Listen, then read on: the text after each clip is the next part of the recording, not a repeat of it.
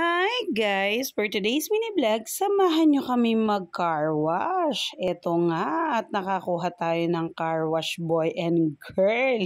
Wow! Ayan, si Kuya, si Daddy at si Aling Tisay. Busy sa pagka-car wash. Galingan nyo ha?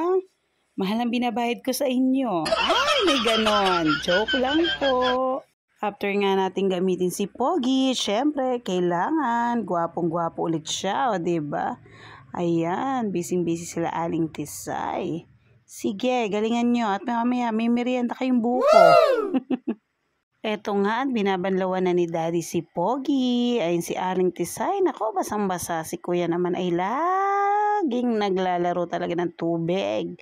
Huwag kang magsayang ng tubig. Sayang ang 5 pesos. O, diba? Ang taray ng car wash boy ko, import yan. Wow! PM lang kayo for inquiries. Thank you so much, Daddy. Salamat po sa patuloy na panonood sa aming mga videos. Please like and share. Ingat kayo palagi. God bless you all. Bye-bye, guys.